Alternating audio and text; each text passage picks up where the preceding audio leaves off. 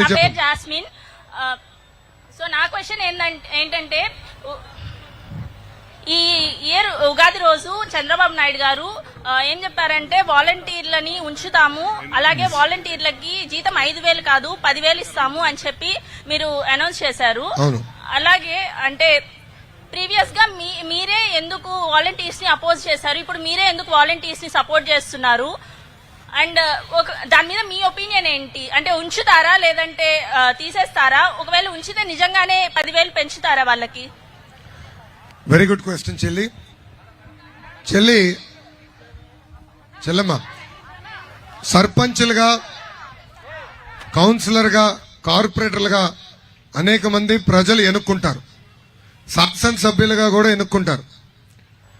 ఈ ప్రభుత్వం ఏం చేసిందంటే వాలంటీర్ వ్యవస్థని వాళ్ళతో అనుసంధానం చేయకుండా ఒక ఎక్స్ట్రా కాన్స్టిట్యూషనల్ బాడీగా నడిపించారు.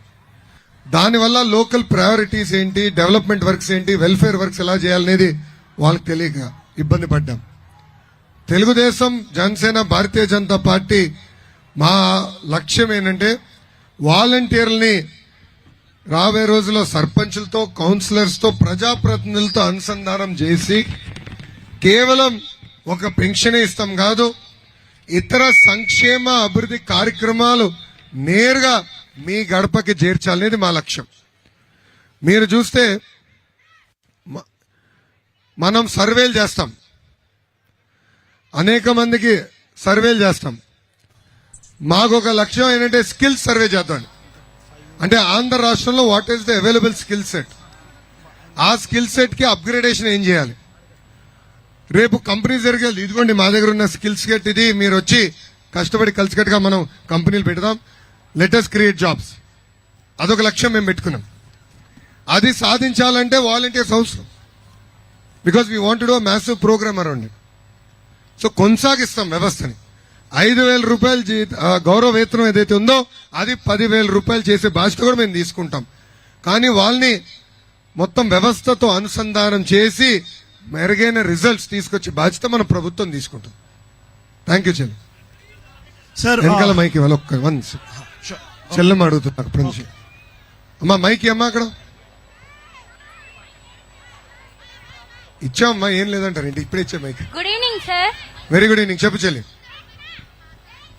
సార్ మాలాంటి మిడిల్ క్లాస్ వాళ్ళు హైయర్ స్టడీస్ చదవాలంటే డిగ్రీ తర్వాత MCA, MBA లాంటివి చేయాలంటే మీ ప్రభుత్వం ఎలా హెల్ప్ చేస్తుంది? చెల్లమ్మ, గతంలో మీలాంటి వాళ్ళు ఎవరైతే బాగా చదువుకోవాలనుకుంటున్నారో, పై చదువులు చదువుకోవాలనుకుంటున్నారో PG ఫీ రీంబర్స్మెంట్ పెట్టాం. దాంతోపాటు విదేశాల్లో చదువుకోవాలన్నా విదేశీ విద్య పెట్టాం. చంద్రబాబు నాయుడు గారి లక్ష్యం ఏంటంటే పిల్లలు బాగా చదవాలి, తెలుగు వాళ్ళు ఎక్కడున్నా అన్ని రంగాల్లో నంబర్ 1 ఉండాలనేది ఆయన లక్ష్యం. దాంట్లో భాగంగా మెరుగైన అవకాశాలు అన్నాడు కల్పించాం. వేలాది మంది PG ఫీ రీంబర్స్మెంట్ అందింది, వేలాది మందికి విదేశీ విద్య కూడా అందింది. కానీ ఈ ప్రభుత్వ అధికారులకు వచ్చిన తర్వాత ఆ స్కీమ్ ఏది వేశారు తల్లి. దానివల్ల మనం చాలా నష్టపోయాం.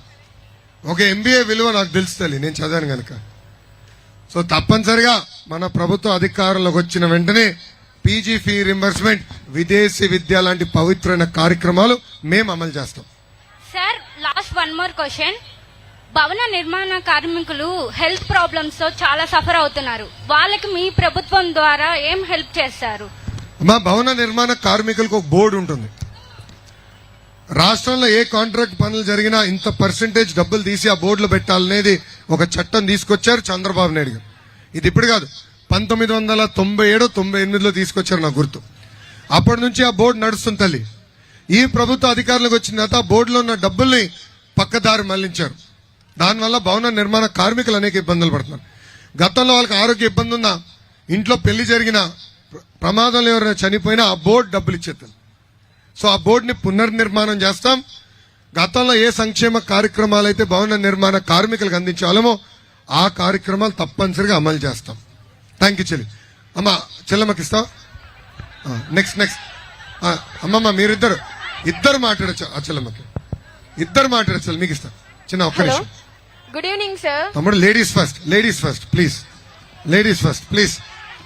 Hello, good evening sir.